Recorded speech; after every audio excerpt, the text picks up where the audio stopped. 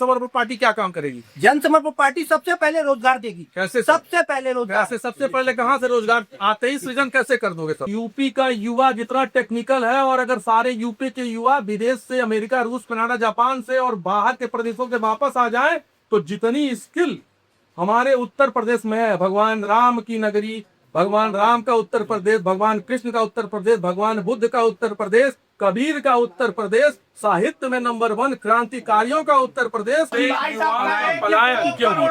और युवाओं को हम अपने उत्तर प्रदेश में कैसे रोक पाएंगे? भैया बस अभी पूछूंगी, प्रोग्राम खत्म होने दीजिए, मैं आ रहा हूँ। एक ही बात, योगी जी ने कहा कि हर साल 2 करोड़ नौकरी देंगे, 10 साल में 20 करोड़। में एक आंदोलन चला हलाल सर्टिफिकेट का, गेहूं भी हलाल होगा। पहले को है पलायन क्यों? बस भैया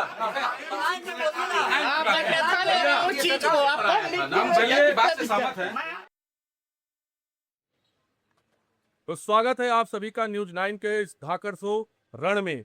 आज हमने ये रण का प्रोग्राम इंदिरा बाल विहार में चावास कैफे के पास शुरुआत किया है, और आज जो ये कार्यक्रम है ये किसी राजनीतिक पार्टी का विशेष कार्यक्रम नहीं है कि उत्तर प्रदेश उपेक्षित क्यों है, उत्तर प्रदेश और भी प्रदेशों से क्यों पिछड़ गया। वो जगह है कि जहां से केंद्र की राजनीति तय होती है, केंद्र की धुरी है उत्तर प्रदेश। आज तमाम राजनीतिक पार्टियां यहाँ पे हैं, हम उनसे प्रश्न करेंगे कि जो राजनीति में हमारे युवा हैं, उन युवाओं का भविष्य कहाँ है, और उत्तर प्रदेश किन किन वजहों से जाना जाता है। क्या यही लेके हम देश में और विदेश में अपने उत्तर प्रदेश का नाम रोशन करेंगे, या बताने में गर्व महसूस होगा कि हम उत्तर प्रदेश से हैं? समाजवादी पार्टी के अश्वनी जी से और उनके वक्तव्य जानने की कोशिश करेंगे। सर बताइए, उत्तर प्रदेश का भविष्य कहाँ है? समाजवादी पार्टी जो आप चिल्लाते हो कि हमने बहुत बहुत बहुत, जब हमारी सरकार थी बहुत तरक्की किया, तरक्की का रेशियो है हमारे हाथ में, हम चर्चा करेंगे। कितना सोचती है समाजवादी पार्टी आपके लिए और उत्तर प्रदेश के लिए? देखिए, सबसे पहले तो समाजवादी पार्टी नौजवानों की पार्टी ही है, और समाजवादी पार्टी में युवाओं का बहुत बढ़िया भविष्य है, क्योंकि हमारे जो नेता आदरणीय राष्ट्रीय अध्यक्ष अखिलेश यादव जी हैं, वो विजनरी सोच के लीडर हैं, और इसी विजनरी सोच के साथ उन्होंने 1090, इकाना स्टेडियम, लैपटॉप योजना और भी तमाम यूथ के लिए योजनाएं लाई थी। तो 5 साल जो आपकी सरकार रही, आपको मालूम है कि उत्तर प्रदेश कितना जो परसेंटेज है ग्रोथ का क्या रहा था? जी बिल्कुल, हम 12 से 14% पे थे, और उत्तर प्रदेश में आदरणीय गलत बात, बिल्कुल बिल्कुल। देखिए नेताजी अभी अपनी पार्टी के लिए गलत बात कर रहे हैं। 12 से 14% जो ये कह रहे हैं नेताजी, हमारे पास ऑन रिकॉर्ड है। अंतिम के वर्ष में, सिर्फ एक वर्ष में जो ग्रोथ रेट गई थी वो 11% थी। बाकी 4 सालों में समाजवादी पार्टी का जो ग्रोथ रेट था वो 7% था। नेताजी ये ऑन रिकॉर्ड है। 11-12 में बहुत विशेष अंतर है। अगर 1 नंबर आप कम पाइएगा तो फेल हो जाइएगा नेताजी। दास पार्टी क्या उद्देश्य है? नमस्कार, बताइए। उत्तर प्रदेश युवाओं का प्रदेश, युवा किस विधा से जाने जाएंगे, क्यों उपेक्षित है उत्तर प्रदेश? बताइए सर। कि अगर स्वतंत्रता आंदोलन से ले लीजिए जी, तो स्वतंत्रता आंदोलन में भी उत्तर प्रदेश में ही सबसे शुरुआत उत्तर प्रदेश से हुआ था जी, और उत्तर प्रदेश के युवा से ही स्वतंत्रता संग्राम की शुरुआत हुई थी। ये उपेक्षित क्यों है सर, ये बताइए। 80 साल हो गए, 80 साल में जो छोटे छोटे प्रदेश हैं वो मतलब वर्ल्ड लेवल पे उनका नाम है, बहुत आगे है। उत्तर प्रदेश में ऐसा क्या हो गया सर, क्यों उपेक्षित हो गया? वही बताना चाहता हूँ कि जब उत्तर प्रदेश में जब अपना पेट युवाओं का नहीं भरेगा, अपना जीवन नहीं चलेगा, तो उत्तर प्रदेश में वो टिकेंगे कैसे? हमारे प्रदेश में कोई भी सरकार अभी तक आई, उसने प्रदेश में जीविका का साधन युवाओं के लिए छोड़ा ही नहीं। तो बारिश ने थोड़ा सा व्यवधान डाला है, जिस वजह से जो हमारा ये रण का कार्यक्रम है। फिर हम चावास कैफे के अंदर, चावास के जो मालिक हैं आलोक श्रीवास्तव जी ने, इन्होंने मदद करी है, और हर जगह पे आलोक जी के लिए बहुत बहुत धन्यवाद। और हम इस कार्यक्रम को फिर आगे बढ़ा रहे हैं। जी अनूप सर बताइए कि भारतीय जनता पार्टी कितना उत्तर प्रदेश के साथ न्याय कर पाई है, या कितना छली है उत्तर प्रदेश को? बनने का तो सवाल ही नहीं पैदा होता। जी जहाँ तक बात है उसके न्याय के प्रयासों की, तो एक अच्छी शुरुआत की है और शुरू से लेके अभी तक जी चाहे वो प्राइवेट सेक्टर हो, चाहे वो गवर्नमेंट सेक्टर हो, चाहे वो इंफ्रास्ट्रक्चर हो, स्वास्थ्य हो, एजुकेशन हो, जी सब में जी वो प्रयास किया है जो मैक्सिमम हो सकता है, जो अब रिपब्लिक को भी दिखता है। जी जहां तक रही बात यूथ के पलायन की, देश के नंबर 1 होने की, तो पीछे से जो नीति निर्धारक रहे, जिनके हाथ में शासन सत्ता थी, इनकी कुछ गलत नीतियों की वजह से प्रदेश पिछड़ा रहा। युवा वो सुविधाएं नहीं पाता था, लेकिन अभी कौशल विकास योजना और तमाम तरह की टेक्निकल एजुकेशन की जो संस्थाएं थी, इनको बढ़ाना, प्रभावशाली ढंग से जनता तक ले जाना और युवाओं में यहीं पे स्किल डेवलप करना, उनको यहीं पे रोजगार देना, तमाम तरह की फैक्ट्रियां, उद्योग धंधे जो आप आए दिन सुनते हैं जो प्रदेश में आ रहे हैं, उनसे रोकने का प्रयास है। अभी पूरी तरह नहीं रुका है। बस रोकता हूँ आपको। 5 साल समाजवादी पार्टी की सरकार रही, ऑन रिकॉर्ड आप चेक कर सकते हैं कि लास्ट का जो 1 साल था उसमें 11% का ग्रोथ दिखाया गया था। ये हम नहीं कर रहे, आप ऑन रिकॉर्ड चेक कर सकते हैं। और भारतीय जनता पार्टी बहुत सारे विकास की है, बहुत सारे युवाओं को रोकी है, पलायन रोकी है। और जो विकास की दर है भारतीय जनता पार्टी की टोटल, वो अप्रोक्स मान के चलिए कि 10% के आसपास है सर। आंकड़ों की गणित में अगर आएंगे तो 1 साल का वो 11% जरूर दिखते, तो आप देखेंगे तो वो लगभग 10% के आसपास रेगुलर आपको मिलेगा जी। लेकिन जो कि 11%, 1% पीछे अभी आप देख रहे हैं, उसका कारण यह है किसी पर्टिकुलर एक सेक्टर में, जैसे हमने चाय बनाई, बहुत अच्छी बनाई, कि ऐसा करके वो आगे है। लेकिन आप मूल जी यूपी के स्ट्रक्चर को देखेंगे, हर एक क्षेत्र में 10% और किसी एक विषय में हमारा हिंदी में 100 नंबर आया, बाकी सब में फेल हुए। ऐसा भारतीय जनता पार्टी की सरकार नहीं है। कहाँ तक सहमत है सर आप अनूप जी के बातों से? मैं प्रदीप श्रीवास्तव, कायस्थ सेना का अध्यक्ष, शिक्षा क्षेत्र से पिछले 30 वर्षों से जुड़ा हूं। जी जी मैं किसी राजनीति की बात नहीं करूँगा। निश्चित रूप से पिछले 2017 से लेकर के 2025-26 तक जी भारतीय जनता पार्टी की सरकार रही है और मैं सारी राजनीतिक पार्टियों को इस बात को लेकर एक कटघरे में खड़ा करना चाहता हूं कि जब आप सत्ता में रहते हैं तो आप पिछले सरकारों की गलतियों को बताते हैं जी, जबकि आपको 10 वर्ष से शासन मिला है, आपने क्या किया है आप उस पर बात करिए और उसी पे आप सरकार के लिए अपना बनाने का दावा पेश करिए जी। आज जो आप फ्री वेज की बात कर रहे हैं, अगर आपने इतना विकास किया है तो अभी एक पार्टी ने कहा कि हम 40,000 रुपया महिलाओं को देंगे, दूसरी पार्टी ने कहा कि हम 50,000 रुपये महिलाओं को देंगे। ये पैसा आखिर आता कहाँ से, किसके पिताजी के घर से ये पैसा आया है जो लिया जाए? अफसोनी जी, अध्यक्ष जी ने कहा कि हम 40,000 रुपया देंगे। प्रदीप जी ने कहा कि ये पैसा किसके घर से आएगा? अध्यक्ष जी देंगे, समाजवादी पार्टी देगी, या जनता का फिर मांस खून जमीन से निकाल के निचोड़ के दिया जाएगा? भारतीय जनता पार्टी कर रही है कि भैया वो 40 देंगे तो हम 50 देंगे अपने आपके बच्चों ये गवर्नमेंट से जो टैक्स लगते हैं उससे उससे आएंगे। ये पैसा टैक्स कौन देगा? समाजवादी पार्टी से बड़े नेता देंगे। टैक्स में वो जनता ही देती है जी, जनता के लिए। अरे सर कमाल कर दिया, जनता का पैसा महिलाओं को दे के महिलाओं का वोट भारतीय जनता पार्टी लेना चाहती है और समाजवादी पार्टी लेना चाहती है। कहाँ गया सर 7500 रुपए? बताइए सर। 7500 राहुल गांधी जी बताएं कहाँ गया है जी। और उसके बाद से राहुल गांधी के पास हम ये की बात आपसे कह रहे हैं कि अगर हम टिकट मांगने जाएंगे राहुल गांधी के पास तो कहेंगे 5 करोड़ दीजिए। और जब हम 5 करोड़ देंगे तो 5 करोड़ हम किससे लेंगे? जनता से लेंगे, जनता से लेंगे। लेकिन जन समर्पण पार्टी ऐसी पार्टी है जो 403 विधानसभा लड़ेगी और एक भी कैंडिडेट से 1 भी रुपया नहीं लेगी। सर वो तो जन समर्पण की हो गई, हम सिर्फ उत्तर प्रदेश की विकास की बात कर रहे हैं। युवाओं के पलायन को रोकने के लिए बताइए जन समर्पण पार्टी क्या काम करेगी? जन समर्पण पार्टी सबसे पहले रोजगार देगी। कैसे? सबसे पहले रोजगार। कैसे? सबसे पहले कहाँ से रोजगार आते ही सृजन कैसे कर दोगे सर? सृजन हम ऐसे करेंगे कि जो भी बड़ी बड़ी कंपनियां को यहाँ पे अपने उत्तर प्रदेश में स्टेब्लिश करेंगे। तो महाराज जी कर रहा है ये काम? महाराज जी कहाँ किया आप बताइए? महाराज जी किए होते तो महाराज जी जब से आए हैं यहाँ पे तो कितने रोजगार युवा को रोजगार मिला है बताइए? आइए हम शुक्ला जी से पूछते हैं। सर स्वागत है आपका, बताइए सर कितने रोजगार मिले हैं? और जन समर्पण पार्टी का कहना है कि जैसे ही हम आएंगे रोजगार सृजन कर देंगे, युवाओं का पलायन रोक देंगे उत्तर प्रदेश से। देखिए राजेश जी, सबसे पहले तो आपके न्यूज लाइन को धन्यवाद। धन्यवाद सर। जिन्होंने इस तरह के ऋण जैसे कार्यक्रम का आयोजन किया। एक बात से मैं बात करना चाहता हूँ, अब्राहम लिंकन की परिभाषा है जी, ये जनता का के लिए जनता द्वारा, ये की जो तंत्र है उसे लोकतंत्र है, जिसका मूल उद्देश्य कहा गया है कि आप जन कल्याणकारी राज्य की स्थापना है उसकी सोच रखिए।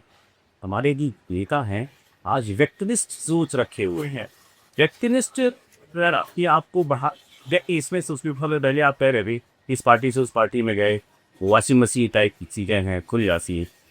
तब तक हम जनता तक जागरूक खड़े होंगे कि कोई भी पार्टी हो जागरूक है तो जागरूक है तो जनता के प्रति 40,000 और 50,000 ब्राह्मण खींचो अभियान चल रहा है इस समय 2027 में। राजभर के अगेंस्ट राजभर खड़ा करो, ब्राह्मण के अगेंस्ट ब्राह्मण खड़ा करो, ठाकुर के अगेंस्ट ठाकुर खड़ा करो, कायस के अगेंस्ट कायस खड़ा करो। जनता का ही तो हित हो रहा सर। बिल्कुल बिल्कुल आपकी बातों को आगे बढ़ा दो। मैकाले ने कहा था जी कि भारत के लोगों को तब तक गुलाम नहीं बनाया जा सकता, अपने सीनेट में कहा था कि जब तक इनकी दो चीजों पर प्रभाव नहीं डाला जा सकता। एक इनकी शिक्षा व्यवस्था पर, क्योंकि 25 वर्ष तक ये घर छोड़ देते हैं और जाके अपने गुरु के यहाँ रहते हैं, फिर शिक्षा लेकर फिर कोई गुरु बनता है, कोई नेतृत्वकर्ता बनता है जी। तो इनकी शिक्षा व्यवस्था बदली।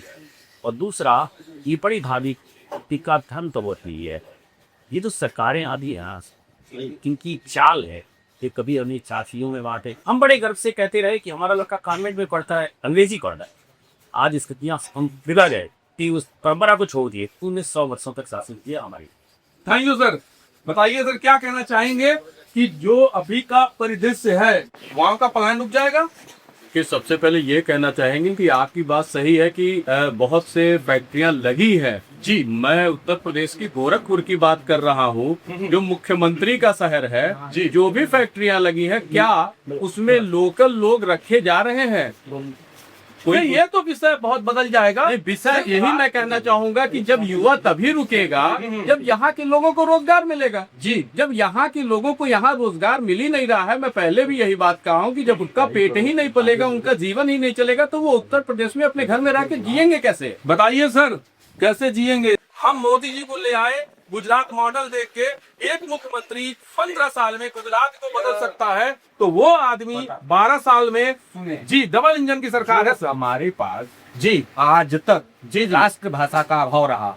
अलग अलग क्षेत्र प्रदेश में लोकेलिटी में अलग अलग भाषाएं रही और कुछ लोग अपने आप को भाषा के भाषाई आधार पे मठाधीश समझ लिए और भेदभाव किए। उसके लिए कोई पर्टिकुलर आम जन नहीं जिम्मेदार है जिसके खामियाजे को हमारा युवा भुगतता है। यह एक सच बात है। इसके लिए हम अपने नीति निर्धारकों से यह आज भी मांग करेंगे कि वह सर्वप्रथम देश को एक राष्ट्रभाषा दें, एक नीति पे लाए, एक शिक्षा नीति हो, एक सामान्य नागरिक अधिकार की नीति हो जिससे एक रूपता और समानता है और तभी यह विभेद दूर होगा। और चलिए हम उम्मीद करते हैं कि सिंह साहब अच्छे वक्ता है। किसी भी प्रश्न का जवाब अगर नेता सीधा नहीं देता है वही बड़ा नेता होता है। जो अनूप सिंह जी भारतीय जनता पार्टी को प्रोटेक्ट कर रहे हैं, हम इनसे बार बार पूछ रहे हैं कि युवाओं का पलायन कैसे रुकेगा। आप अच्छे वक्ता हैं, अधिवक्ता हैं, इसमें कोई दो मत नहीं है। कोई डिप्लोमेटिक आंसर नहीं चाहिए सर। बताइए कैसे सुधार होगा? बताइए सर। आपका बच्चा? मैं राजेश श्रीवास्तव पेशे से LIC में काम करता हूँ जी। मेरा बेटा मैकेनिकल इंजीनियर है जी दिल्ली में। तो मैं आपको बताना चाहता हूँ कि जो तो दिल्ली में क्यों है? यूपी में तो सर रोजगार विकास की गंगा बह रही है, तो यूपी में आपने अपने बच्चों को क्यों नहीं रोका? उसका कारण है कि बेहतर वेतन, उच्च शिक्षा और अस्थायी रोजगार की तलाश में युवा महाराष्ट्र और दक्षिण भारत की ओर रुख करते हैं। अगर इसका समाधान स्थानीय स्तर पर नए उद्योग, कौशल विकास केंद्र, पारदर्शी सरकारी भर्तियां और स्टार्टअप को बढ़ावा देना है तो नतीजा होगा जब योग्यता के हिसाब से कमाई और भविष्य की सुरक्षा अपने ही राज्य में मिलेगी तो युवा अपने परिवार के साथ रहकर उत्तर प्रदेश की अर्थव्यवस्था को मजबूत करेगा। अभी अनूप सिंह जी कह रहे थे कि नीति की वजह से गोरखपुर में, पूर्वांचल जो हमारा है, पान मसाला गुटखा की मैन्युफैक्चरिंग और उसके कंजम्पशन में, वो हम भी हो सकते हैं, पान मसाला खाने वाले आप भी हो सकते हैं, यहाँ बहुत भाई बंधु हो सकते हैं, उस पे कोई राजनीतिक पार्टी कभी सोच शराबा नहीं करती है। हमारे युवा महाराष्ट्र में मार खाते हैं, उनको पीटा जाता है, बेइज्जत करके उनको निकाला जाता है। इस पे कोई भी राजनीतिक पार्टी कोई शोर शराबा नहीं करती है। बताइए सोनी जी, उस पे या तो समाजवादी पार्टी का कभी ऐसा प्रोटेस्ट दिखा गया बड़ा? अभी जैसे आपने दिल्ली के लिए प्रोटेस्ट किया, तमाम जो अभी पेपर लीक के मामले में प्रोटेस्ट किया, तो वो आपका भाई नहीं है? जो गोरखपुर का युवा है, उत्तर प्रदेश का युवा है, महाराष्ट्र में मार खाता है, पीटा जाता है, बेइज्जत करके उसको भगाया जाता है, उस समय समाजवादी पार्टी नारा कहाँ लगता है वहाँ पे? समाजवादी पार्टी निरंतर युवाओं के मुद्दे पर संघर्ष करती रही है और आगे भी हम आपके माध्यम से कहना चाहेंगे कि हम बेहतर प्रयास करेंगे, यूथ के लिए और भी अच्छा करने का प्रयास करेंगे। और पान मसाला और गुटखे की बात रही तो ये भारत सरकार जब चाहे बैन कर सकती है, मैं इसके पक्ष में हूँ। तो भारत सरकार बैन कर देगी तो जो राजस्व आता है सर, समाजवादी पार्टी की सरकार आएगी तो क्या करेगी? वो राजस्व की पूर्ति कैसे करेगी? 78,000 करोड़ रुपए का इस बार का टारगेट रखा गया है। ऑन रिकॉर्ड है सर, 78,000 करोड़ रुपए का राजस्व का टारगेट है, जो कि लीकर से पूरा किया जाएगा। तो समाजवादी पार्टी आएगी, भारत सरकार, जानते हैं उस पर एक टैग लगता है, गुटखा स्वास्थ्य के लिए हानिकारक है, और ये कह के सरेआम गुटखा बेचा जाता है, सरेआम शराब बेचा जाता है। और अगर हम गलती से रोड क्रॉस कर गए तो वहां हमारे ऊपर पेनाल्टी लगाई जाती है। ठीक बात है आपकी। और रही बात राजस्व की, तो अन्य कई ऐसे स्टेट हैं जहाँ पे गुटखा और शराब पे प्रतिबंध है, तो उन स्टेट्स का भी तो राजस्व आ ही रहा है कहीं ना कहीं से। जी, तो अगर उत्तर प्रदेश में बैन होता है तो अच्छी बात है, मैं तो चाहूंगा पूरे भारत में बैन हो। जी तो क्या कहेंगे, बताइए अमरेश जी। अभी आप राजस्व की बात कर रहे हैं, लेकिन उस गुटखा और शराब से कितना नुकसान होता है आप उसका भी ध्यान दीजिए। जब हमारा युवा नशे की ओर नहीं जाएगा तो उसका ध्यान रोजगार, नौकरी और व्यवसाय की ओर जाएगा। उत्तर प्रदेश के चौमुखी विकास के लिए उत्तर प्रदेश का चौमुखी विकास कहाँ से होगा जब हमारे महाराज जी मुख्यमंत्री जहाँ सीएम सिटी है लगातार हत्याएं हो रही हैं। जी, इस हत्याओं को रोका जाएगा तब तो बनेगा चौमुखी हत्या तो होती रहेगी। हत्या सारे सरकारों में हुई है, हत्या कोई नहीं, इसमें ज्यादा हुई है ना। इस सरकार में ज्यादा हुई है। सरकारी स्कूलों को बंद कर से जी प्राइवेटाइजेशन पे काम किया जा रहा है। क्या सरकार को ये नहीं दिख रहा है? नहीं, गोरखपुर में 500 स्कूल बंद होती थी, 500 स्कूल सरकारी बंद कर दिया गया है। क्या एक शिक्षा, एक नीति नहीं होनी चाहिए? एक नेशन और एक इलेक्शन नहीं होना चाहिए? सर आपकी जानकारी के लिए बता दे, 2011 में मायावती जी की सरकार थी, चतुर्थ श्रेणी की जो भर्ती थी उसको रोकने का, उसको बंद करने का काम मायावती जी की सरकार में 2011 में किया गया, और उसके बाद आउटसोर्सिंग किया गया। ठीक है, हम शिक्षा नीति पर अगले अपने रण में बात करेंगे। आपका प्रश्न वास्तव में जायज है कि 500 विद्यालय बंद किए गए हैं। सरकार की दोहरी मापदंड नीति है। सरकार जो सरकारी विद्यालय में बच्चे आज भी पढ़ते हैं उनको वो मानती है कि 5 साल के बाद उनका मानसिक विकास होगा। हम इस पे बात करेंगे। अगली बात, इस बार सिर्फ हम बात करेंगे कि उत्तर प्रदेश, उत्तम प्रदेश पूरे हिंदुस्तान में नंबर 1 कैसे बनेगा, क्या रणनीति है, क्या योजना है, हम जानना चाहेंगे। डबल इंजन की सरकार है। जी, और ये डबल इंजन की सरकार केवल देश विदेश घूम रही है हाईटेक कंपनियों को उत्तर प्रदेश में लाने के लिए। जी। लेकिन जो कंपनियां उत्तर प्रदेश में अभी लॉन्च हुई है, या ये ले लीजिए फर्टिलाइजर ले लीजिए, क्या फर्टिलाइजर में यहाँ के लोकल लोग कार्यरत है? नहीं है सर, है नहीं, बहुत ही कम संख्या में सर, बहुत ही कम संख्या में। बाहर के लोगों को आप लाके उत्तर प्रदेश में आप काम दे रहे हैं, और यहाँ के लोग बेरोजगार घूमते हुए देश और विदेश और दिल्ली और कलकत्ता जाके अपने अपने जीविका का वो काम ढूंढ रहे हैं। चकाइए सर फर्टिलाइजर। बड़ा औद्योगिक घराना है, खाद कारखाना है, जहाँ पे टेक्निकल स्किल्स चाहिए होती है। यदि टेक्निकल स्किल यहाँ के किसी युवा के पास है तो वो भी वहाँ के है, बट कोई चाइना जापान से वहाँ नहीं आया, वो देश के ही लोग हैं, वहाँ कार्य कर रहे हैं। सर हम देश की बात नहीं कर रहे हैं सर। अगर यूपी का युवा जितना टेक्निकल है, और अगर सारे यूपी के युवा विदेश से, अमेरिका, रूस, कनाडा, जापान से और बाहर के प्रदेशों से वापस आ जाए, तो जितनी स्किल हमारे उत्तर प्रदेश में है, भगवान राम की नगरी, भगवान राम का उत्तर प्रदेश, भगवान कृष्ण का उत्तर प्रदेश, भगवान बुद्ध का उत्तर प्रदेश, कबीर का उत्तर प्रदेश, साहित्य में नंबर 1, क्रांतिकारियों का उत्तर प्रदेश, 1947 में देश की आजादी के साथ आजाद हुआ उत्तर प्रदेश। और आज हमें कहने में शर्म महसूस होता है, हम कह नहीं पाते हैं कि भैया हम गोरखपुर के, देवरिया, बस्ती, पटौना, महाराजगंज के रहने वाले हैं। ऐसी शर्मनाक स्थिति का सामना हमें मुंबई में, पंजाब में करना पड़ता है। हम वहाँ काम करते हैं, और जब वो मार के भगाते हैं तो उस समय क्या स्थिति होती है। हम भी उन्हीं आम जन से हैं, और बिल्कुल अंदाजा है। तो उसके रोकने के लिए किसी भी तरह की सामाजिक बहिष्कार की स्थिति में किसी के लिए भी स्थिति पीड़ादायक होती है, वो अक्षम्य है, उसके खिलाफ कड़े एक्शन होना चाहिए। लेकिन समस्या वही है कि हमारे पास पूरी ऐसा संविधान में प्रावधान नहीं है कि मराठी, बंगाली और ऐसा। तो सर बहुत सारे संशोधन हुए हैं, इसीलिए मैंने कहा कि नीति की आवश्यकता है। हम कहे ना कि मांग करते हैं कि यह सरकार या कोई भी आने वाली सरकार सर्वप्रथम देश को एक राष्ट्र भाषा दे। और रही बात यूपी की उत्तर प्रदेश बनाने की, हिंदी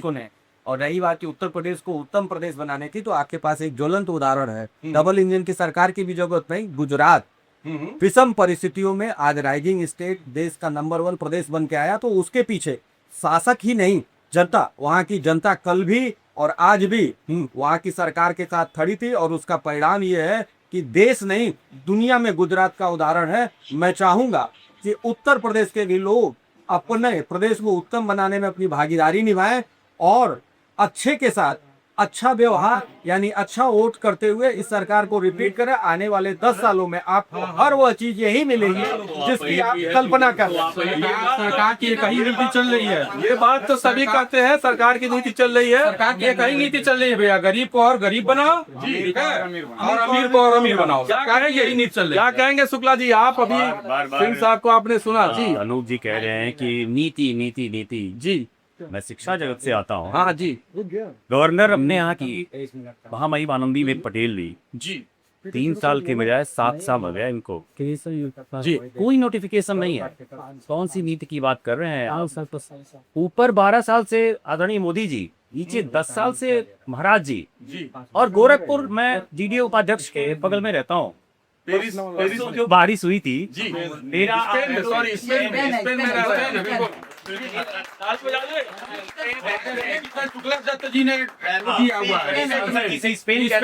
मैं बात रखना चाहूंगा।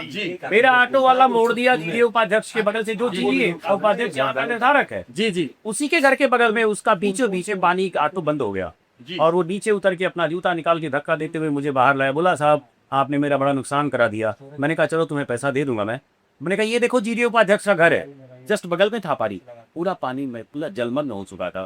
कौन से ईद की बात, 10 साल हो गए, कब चाहिए ये सफाई? हम उत्तर प्रदेश में किसी इंफ्रास्ट्रक्चर की बात ही नहीं की जाती। एक गीगा शुरू हुआ है, गीगा को ले गया धुरिया पार ले जाया जा रहा है, चुनाव आ गया, उसी पर हम चुनाव लड़ लेंगे। राम मंदिर बना है, कितने युवाओं को नौकरी मिल रही है उसमें? ये तमाम ज्वलंत प्रश्न है जी। जब तक उत्तर प्रदेश में 2 चीजें होती है, मैं कहना चाहूंगा 2 चीजें हैं जो हमें डेवलप कराती हैं हमारी। एक हमारे पास बौद्धिक क्षमता ज्यादा होनी चाहिए और दूसरी हमारे पास या तो इंफ्रास्ट्रक्चर ज्यादा होना चाहिए। फैक्ट्रियां हो, मजबूरी में लोग काम करेंगे वहां। अगर बौद्धिक क्षमता ज्यादा है तो वो मुंबई को भी डील कर सकता है, पूना को भी और गुजरात को भी। तो बताइए क्या करेगा, देसी विकास करेगा। देखिए मैं कहना चाहूंगा कि बार बार रोजगार की बात हो रही है। अभी डॉक्टर साहब ने मंत्री की बात किया जी, तो मंदिर में जो भी काम हो रहा है, हजारों करोड़ का काम हो रहा है। नहीं, मैं मुद्दे से नहीं बोल रहा हूँ, मैं रोजगार की बात कर रहा हूँ। वो ठेकेदार कहाँ के है? गुजरात के। वो जो लोग काम कर रहे हैं कहाँ के हैं? गुजरात के। क्या अगर उत्तर प्रदेश के लोग यहाँ पर काम करते तो क्या उत्तर प्रदेश के युवाओं को यहाँ पे रोजगार नहीं मिलता? 100% लोग गुजराती है वहाँ पे। मैं बार बार यही कहना चाहूँ, आपके गोरखपुर में जितने भी काम हो रहे हैं, बड़े बड़े ठेका हो रहे हैं, वो सब गुजराती ठेकेदार हैं। क्यों नहीं उत्तर प्रदेश के ठेकेदारों को दिया जाता है? लोकल ठेकेदारों को क्यों नहीं दिया जाता है? जब लोकल ठेकेदार होंगे तो लोकल लोग होंगे, लोकल लोगों को रोजगार मिलेगा। हमारा युवा बाहर जाएगा ही नहीं। आईटी सेल हम क्यों नहीं ला रहे हैं उत्तर प्रदेश में? हम क्यों नहीं उत्तर प्रदेश में आ गया सर, नोएडा और ग्रेटर नोएडा आगे बढ़ रहा है। नोएडा और ग्रेटर नोएडा उत्तर प्रदेश का बॉर्डर है जी। लखनऊ और कानपुर, गोरखपुर, प्रयागराज, बनारस में क्यों नहीं आ रहा है? नहीं आगे, जिससे कि हमारे युवा यहाँ से बाहर ना जाए। 10 साल से आपकी डबल इंजन की सरकार है। आप कितने बार यही रोते रहेंगे, पिछली सरकारों की दुहाई देते रहेंगे? पिछली सरकारें गड़बड़ की थी इसलिए आपको यहाँ लाया गया था। तो क्यों हम भारतीय जनता पार्टी को चुनते? हम अभी भी कांग्रेस को चुनते। कांग्रेस ने भी बहुत तक शासन किया था जी। कांग्रेस परिवर्तन के लिए ही हम आपको लाए हैं, बेहतर के लिए ही हम आपको लाए हैं। अगर आप भी उसी नीति पे चलें तो फिर आपकी क्या जरूरत है यहाँ पर? तो इसलिए हम बार बार यही बात कर रहे हैं, जब तक यहाँ के लोकल लोगों को काम नहीं दिया जाएगा, आप क्या करेंगे डेवलपमेंट करके? आप डेवलपमेंट कर रहे हैं और ठेकेदार बाहरी है, उसके एम्प्लॉय बाहरी है। जब यहाँ के लोकल लोगों को काम दिया जाएगा तब तो लोकल लोग यहाँ पे रोजगार पाएंगे और अपने घर पर रहेंगे। क्या कहेंगे सर, बताइए सोनी जी क्या कहेंगे? पहले तो मैं भारतीय जनता पार्टी के प्रवक्ता से ये पूछना चाहता हूँ कि जो ये नारा देकर आए थे 2014 में, बहुत हुई महंगाई की मार, बहुत हुआ युवाओं पर अत्याचार, अब की बार मोदी सरकार, ठीक है, बहुत हुई बेरोजगारी की मार, अब की बार मोदी सरकार। तो आज 12 साल इनके नरेंद्र मोदी जी को होने जा रहा है, आदरणीय नरेंद्र मोदी जी को होने जा रहा है। ये प्रतिवर्ष 2 करोड़ रोजगार देने का वादा करके आए थे। आज 11 से 12 साल नरेंद्र मोदी जी को हो गया और 9 से 10 साल मुख्यमंत्री योगी आदित्यनाथ जी को होने जा रहा है। तो आप आंकड़े उठाकर देख लीजिए, 12 दूना 24 और 10 दूना 20, 42 करोड़ लोगों को रोजगार मिलना चाहिए पूरे भारत में। आज इनका 42 करोड़ का आंकड़ा कहाँ है? मैं कुछ केरल की बात ही नहीं कर रहे, सिर्फ उत्तर प्रदेश की बात कर रहे हैं। उत्तर उत्तर प्रदेश उपेक्षित है, रहेगा और लंबे समय तक रहेगा। सरकार चाहे समाजवादी पार्टी की हो, कांग्रेस ने शासन किया, डबल इंजन की सरकार कांग्रेस की थी, भारतीय जनता पार्टी की सरकार डबल इंजन की रही है, समाजवादी पार्टी की सरकार यहाँ 2 बार रही है। आज आप भारतीय जनता पार्टी को एलिगेट कर रहे हैं, कल आपकी सरकार होगी, भारतीय जनता पार्टी आपको एलिगेट करेगी। आपके जो बड़े मुखिया है उनका विजन कितना साफ है उत्तर प्रदेश के युवाओं और उत्तर प्रदेश के लिए, सिर्फ उसकी बात करिए। ब्राह्मण खींचेगा, मुस्लिम छूटेगा, मुस्लिम चला जाएगा भारतीय जनता पार्टी में, फिर समाजवादी पार्टी घंटा बजाएगी। समाजवादी पार्टी जब भी सरकार में आएगी और लगभग आने भी जा रही है, ठीक है, तो समाजवादी पार्टी अति हमेशा नुकसान करता है, अति ही गति को रोकता है। मैं पहले भी कह चुका हूँ कि सीखिए, बिहार से सीखिए, बंगाल से। अति ने गति थामा और अति गति थामेगी, समय आएगा, चुनाव होगा, उसके बाद परिणाम आएगा। तब तक प्रयास करिए, प्रयासों की बात बताइए। अगर आप आज से मान लेंगे कि समाजवादी पार्टी की सरकार उत्तर प्रदेश में बन गई तो अति की दुर्गति होनी तय है। सिर्फ समाजवादी पार्टी का उद्देश्य बताइए, युवाओं का भविष्य बताइए, उत्तर प्रदेश का भविष्य बताइए। समाजवादी पार्टी उत्तर प्रदेश में मल्टीनेशनल कंपनीज और सारे इंफ्रास्ट्रक्चर, एमएसएमई जो युवाओं को रोजगार देने के लिए है, ठीक है, इसकी स्थापना और बहुत बेहतर काम करने का कोशिश करेंगे। अब भारतीय जनता पार्टी अगर पकौड़े बेचने को रोजगार समझती है, चाय बेचने को रोजगार समझती है, अभी जहाँ आप खड़े होकर बात कर रहे हैं, बाहर आपको ठेले घूमचे पेट चाय, गुटखा, पान, सिगरेट बेचते लोग दिख जाएंगे। भारतीय जनता पार्टी उसको भी रोजगार मानती है। तो इन्हीं भारतीय जनता पार्टी के मुख्यमंत्री जब शहर में आते हैं तो इनका प्रवर्तन दल, इनका नगर निगम क्यों से उठा के फेंक। और ये कह रहे पकौड़ा, मैं पकौड़ा बेचता हूँ, जी जी सड़क पे भाषण नहीं बेचता हूँ। जी। कम से कम 35 लोगों को कोरोना में सैलरी दिया। जी जी किसी के मेहनत को और चौराहे पे आज के युवाओं से पूछे तो ही काम बताएगा। जी या तो युवा नेता है जी और या तो 5 एकड़ का प्लाट लेके प्लाटिंग कर रहा है, तीसरा कोई काम उसके पास नहीं है। जी। कम से कम वो देश की अर्थव्यवस्था में तो योगदान कर रहा है। जी मैं नेट हूँ, PhD हूँ, डबल MA हूँ, ला हूँ, BEd हूँ, जी सुपर टेट हूँ, टेट हूँ। जी उसके बाद भी आज तक नौकरी का फॉर्म नहीं भरा। उसकी वजह ये सरकार के पास कोई जादू का डंडा नहीं है। जी रोजगार, हमारा जो यूथ है वो जॉब ओरिएंटेड हो गया। अगर हाई स्कूल में गया तो साला डॉक्टर बनेगा, बड़का नर्सिंग होम खोलेगा, फिर कैंची लगा जेब काटेगा। जी जी जॉब प्रोग्रेसिव युवा नहीं है यहाँ का। वो चाय बेचता है, उसका परिवार उसी चाय पे निर्भर है। कम किसी की दलाली, किसी की भ्रष्टाचारी नहीं करता। मैन पावर जब लोकल होगा तो भ्रष्टाचार होगा। फर्टिलाइजर से मुट्ठी मुट्ठी यूरिया गायब हो जाएगा। आज पूर्वांचल की चीनी मिलें क्यों बंद हुई? क्योंकि लोकल एम्प्लॉयर थे। छोटी छोटी बातों पे चाहे जो मजबूरी हो हड़ताल कर। यही अब यहाँ का आदमी गुजरात जब काम करेगा 2 दिन फैक्ट्री बंद हो जाए, तीसरे दिन चूल्हा बंद नहीं है। चलिए अभी बात करते हैं, आपसे क्या कहेंगे सर? आपने सुना अभी कि जो लोकल के लोग हैं ये हड़ताल करते हैं, फैक्ट्रियों को चलने नहीं देते हैं। हड़ताल लोकल के लोग क्यों करेंगे? अगर उनकी मांग पूरी नहीं होगी, जी, उनकी इच्छाएं पूरी नहीं होंगी तो वो हड़ताल करेंगे। चलिए मैं मान भी लेता हूँ कि ठीक, उनके कहने के अनुसार लोकल लोगों को यहाँ कार्य नहीं देना चाहिए, लेकिन लोकल लोग जहाँ जा रहे हैं वहाँ पे भी तो उनको कार्य नहीं मिल रहा है। वहाँ से भी वो खरीदने जा रहे हैं। हमारे सुविधा भी कहे जाता है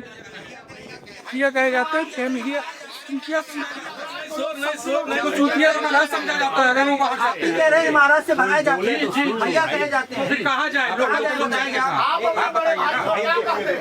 एक सर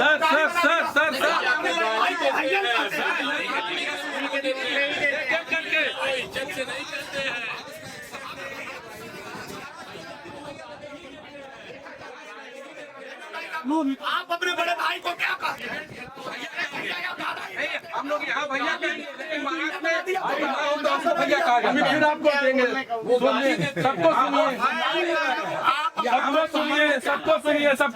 सबको सुनिए। हाँ सर, भैया अभी फिर हम आपको मौका देंगे, डिबेट खराब हो जाएगा। बताइए सर। धन्यवाद, आपने हमको मौका दिया। जी मेरा नाम सीके त्रिपाठी है। जी जी मैं गोरखपुर का ही हूँ जी। और मैं 35 साल बाहर नौकरी करके, हाँ हाँ आदित्य बिरला ग्रुप नाम सुनेंगे आप लोग, हाँ जी हाँ उसमें नौकरी करके और जितने जिले प्रदेश का नाम गिनाया हो, चाहे महाराष्ट्र हो, गुजरात हो, मध्य प्रदेश हो, छत्तीसगढ़ हो, नौकरी करते हुए ट्रांसफर होते हुए मैं आया, रिटायर हो 1 साल हुआ। जी, मैं किसी पार्टी का नहीं हूँ, किसी कोई पदाधिकारी नहीं यार, भी नहीं। जी बिल्कुल बिल्कुल, एक मैं आम सामान्य नागरिक। नागरिक के हैसियत से बताइए जी। तो मैं आपको जो बार बार ये कहा जा रहा है, एग्जाम्पल दिया जा रहा है गुजरात सा, आखिर में किसी ने, मैं कुछ भी गुजरात से भी आया हूँ, वहां भी नौकरी किया हूँ मैं, तो गुजरात में ऐसा क्यों है? जी आप लोग सुनते होंगे कि गुजरात के आदमी सिर्फ जाना होगा, फिर गुजरात छोड़ते हैं तो विदेश चले जाते हैं और कहीं जाते ही नहीं है। जनरल परसेप्शन यही लोगों का है। इसलिए है जो मेरा वहां पे रहने के बाद हो रहा है कि गुजराती जो है वो, जैसा बता रहे थे भाई साहब, नौकरी करना पसंद नहीं करते हैं। वो एक छोटा सा चाय की वो ठेला लगा देंगे, लेकिन वो 60,000 की 70,000 की नौकरी पसंद नहीं करते हैं। वो उससे आगे बढ़ते हैं कि रोजगार परक है वो। तो मुद्दा ये भी नहीं है, आप जो आज मुद्दा बता रहे हैं रोजगार, ये पलायन क्यों है, इसको लूंगा कैसे? हाँ जी बिल्कुल, उस पलायन, मुद्दे पे अब मैं आ रहा हूँ। हाँ पलायन रोकने की बात करिए। पलायन रोकने की सबसे बड़ी वजह यह है, जो मेरी समस्या है, जी अपनी जो शिक्षा व्यवस्था है वो अब तक, आज तक, आज डेट आता, चाहे बीजेपी की सरकार 10 साल से रहो, अब तक नौकरी जितने हमको शिक्षा मिलती है वो सिर्फ जॉब के लिए मिलती है कि हम नौकरी करें। इसमें जितने लोग भी हैं, कोई ऐसा नहीं सोच रहा होगा कि हमारे बच्चे का पढ़ रहे हैं तो वो जो है चाय का ठेला लगा दें या कोई बिजनेस करते। वो हमेशा अगर भी इंजीनियरिंग कराएंगे तो वो बोलेंगे कि सोचेंगे कि हमारा वहाँ इंजीनियर बन जाए, ये PWD में फलाना बन जाए, यही सोचते हैं जी। जब तक हमारी शिक्षा व्यवस्था ऐसी नहीं हो जाती, जैसा मेघालय का बात कर रहे थे भाई साहब ने जी, जब तक उस शिक्षा में सुधार, चाहे वो बीजेपी हो, सपा हो, बसपा हो, फलाना कांग्रेस हो, कोई भी हो, जब तक उस पूरी तरह से शिक्षा व्यवस्था में परिवर्तन नहीं होगा, जब तक हमारी शिक्षा व्यवस्था रोजगार परक, नौकरी करने का नहीं, नौकरी देने की, अभी आपने सोचा? शुक्ला जी से बात करेंगे जी। सर बताइए, अभी अश्वनी जी ने कहा, आप बताइए, आप लेक्चरर हैं, अभी अश्वनी जी ने कहा कि लोग ठेला लगाते हैं और मूंगफली बेचते हैं, रेहड़ी लगाते हैं। देखिए वो भी अपना जीवन, सरकारी नौकरी कितनी नहीं है कि किसी भी देश में, अपने उत्तर प्रदेश में या देश में किसी की सरकार हो, सरकारी नौकरी सबको मिल जाएगी। हम थोड़ा सा आपकी बात से बिल्कुल सहमत नहीं अश्वनी जी, अन्यत्र मत लीजिएगा। जो ठेला लगाने वाले हैं, जो पान की गुमटी लगाने वाले हैं, जो चाय की दुकान लगाने वाले हैं, चाय से मोदी जी को मत जोड़िएगा। किसी भी व्यापार, छोटा और बड़ा कोई भी व्यापार है, अगर वो स्वरोजगार करके अपना परिवार और 2 लोगों का परिवार पाल रहा है तो वो प्रदेश की अर्थव्यवस्था में अपना योगदान कर रहा है। लेकिन जो युवा यहाँ से पढ़ के टेक्निकल डिग्री लेके पलायन कर जाते हैं, उत्तर प्रदेश से अपना नाता तोड़ लेते हैं, वो उन युवाओं को अगर हम रोक पाए और वो सारे युवा रुक गए तो उत्तर प्रदेश को उत्तम प्रदेश बनाने में मुझे नहीं लगता है कि बहुत समय लगेगा। युवाओं का पलायन रोकना है, रोजगार छोटा हो, रोजगार बड़ा हो, रोजगार ही, टेक्निकल ही हम इतना स्ट्रांग हो सकते हैं कि जिससे उत्तर प्रदेश की इकोनॉमी ग्रोथ और युवाओं का मनोबल, और जैसा कि आपने कहा कि हम रोजगार देने की क्षमता रखें। ये पान की दुकान है ना, हाँ, पान। 8 लोग 20,000 पे नौकरी करते हैं जी। बताइए शुक्ला ये सुनील संवाद करता हूँ जी। सबसे जरूरी है तो आप मोबाइल हम बेरोजगार जिन जी पर प्रदेश लगा पड़ा है। ये शिक्षा देना बात तो शिक्षा तकनीकी दृष्टिकोण की शिक्षा प्रति यार, शिक्षा पर हम केवल पूरे आश्वासनों से काम चलाकर काम चलाएंगे, देता चलाएंगे तो इससे किसी परेशानी आएगी। नौकरी की तरफ हम क्यों जा रहे हैं, क्या प्रश्न?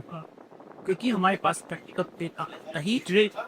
अब दूसरी बात तो बात है, मैंने पहले भी कहा था कि हमारे घरों पर अगर राजनीति की जाएगी, हमारी जाति पर राजनीति करके नेता बनेगी और साथ सोने आएंगे, और ये गलत है। और शिक्षा व्यवस्था पर अगर नीति अगर सही नहीं करते, अपने युवाओं को शिक्षा पर से नहीं देते हैं, उन्हें रोजगार पर शिक्षा नहीं देते हैं, उन्हें तकनीकी ज्ञान नहीं देते हैं, तो निश्चितों से गई पीछे होंगे। तो अभी आपने शुक्ला जी के वक्तव्य सुने। ओ ऐसा जनता है जनता ने कहा कि आप किसी पंजाबी को भीख मांगते नहीं देखे होंगे।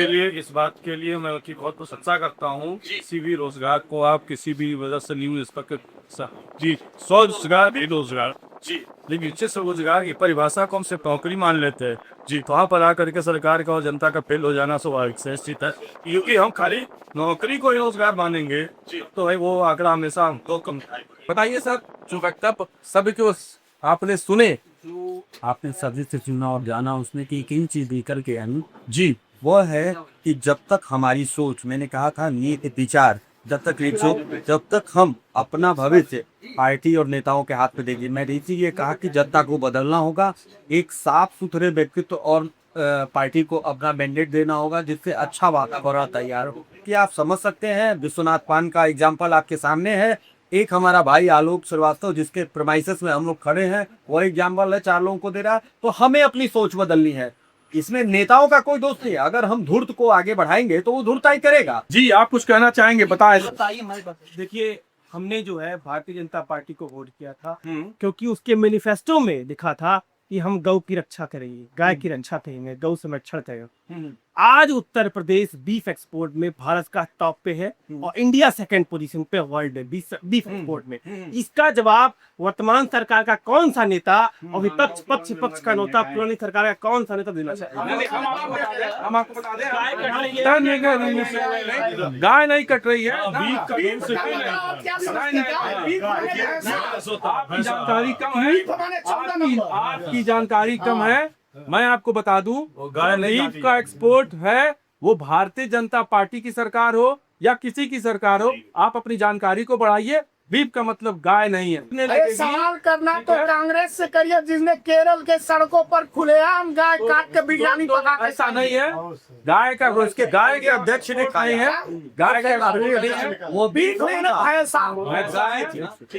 गाय भी तो कट रही है, नहीं गलत है। आप कोई धर्मांधता के नाते किसी धर्म विशेष को ठेस पहुंचाने के नाते, मैं आपको बता दूं, आप अपने घर में छोटे हैं, एक सिक्का ऐसा उछालो यारो की गर्जना समाज में बहुत तेज हो। सवाल मैं इनसे बता दे रहा हूँ, जवाब उसी में है। हाँ जी बताइए।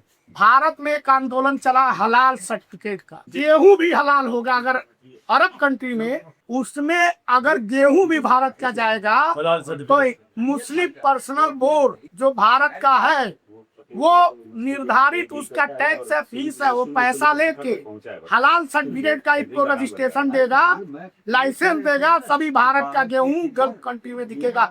गेहूं में कौन सा हलाल हराम? चलिए, जो लोग हमारी बात जिन लोगों को पहुंच रही है, उनसे मैं ये निवेदन करना चाहता हूं कि वो इस पे विचार करें कि ऐसा क्यों हुआ।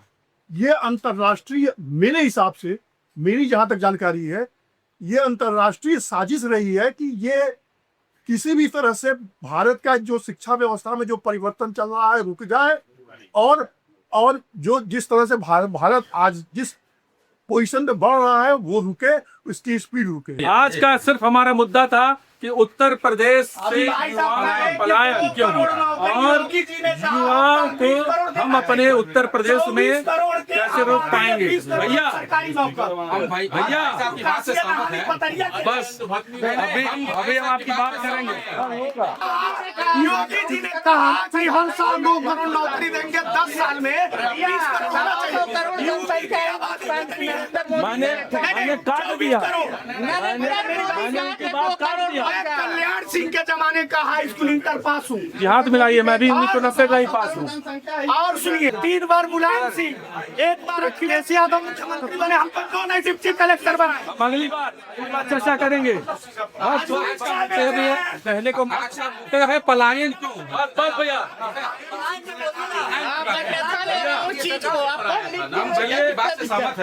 पूछूंगी, प्रोग्राम खत्म होने दीजिए, मैं आ रहा हूँ। आज अभी ये चर्चा रण में हुई न्यूज 9 के तहत, आपने सबके वक्तव्य सुने कि उत्तर प्रदेश से पलायन कैसे रुकेगा। बहुत सारे नेताओं ने अपनी अपनी बातों को बताया कि हम शिक्षा नीति में बदलाव करेंगे, रोजगार परक।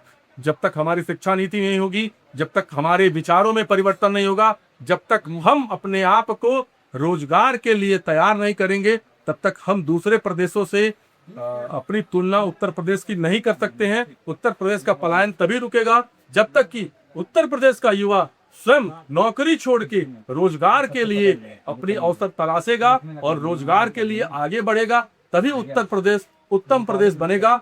आज इस परिचर्चा को हम यहीं खत्म करेंगे। आगे आने वाले 15 दिन के बाद फिर न्यूज 9 के तहत हम यहीं पे प्रोग्राम करेंगे चावास कैफे के सौजन्य से। जो रण का उस दिन का मुद्दा होगा वो आरक्षण का मुद्दा होगा। सिर्फ हम आरक्षण पे बात करेंगे कि आरक्षण बचाना है या आरक्षण देश से हटाना है। ये कार्यक्रम आगे से जब भी होगा तो रविवार को होगा। हम देश के युवाओं से, देश के नेताओं से, प्रदेश के नेताओं से, गोरखपुर की जनता से जानने की कोशिश करेंगे कि आरक्षण पे जो एक इस समय युद्ध चल रहा है वो आने वाले समय में देश के लिए कितना बेहतर है और उससे कितना नुकसान है। इस रण में बस आज के लिए इतना ही।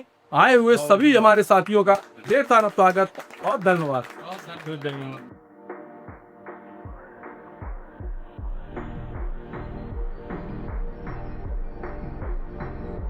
आज ये न्यूज 9 का जो रण का कार्यक्रम आयोजित किया गया है, इसमें चावास कैफे के जो मालिक हैं आलोक कुमार श्रीवास्तव जी, इनका बहुत योगदान रहा है। और वीडियोग्राफी की जितनी व्यवस्था हमारे न्यूज चैनल के लिए की गई है, ये प्रिंट जोन के मालिक हैं श्रीकांत जायसवाल जी, इनकी तरफ से किया गया है। श्रीकांत जी का और आलोक श्रीवास्तव का हमारी पूरी टीम की तरफ से आभार। और आगे के भी कार्यक्रमों के लिए इन लोगों ने हमें जगह दी है और इनका न्यूज 9 चैनल के लिए आज ये कहा गया है कि जब भी न्यूज 9 का कार्यक्रम गोरखपुर में कहीं भी होगा तो इनकी तरफ से जो भी सहयोग बन पड़ेगा वो न्यूज 9 को दिया जाएगा। इसके लिए हम श्रीकांत जी का और आलोक श्रीवास्तव जी का पूरी टीम की तरफ से धन्यवाद देते हैं। जय हिंद, जय भारत।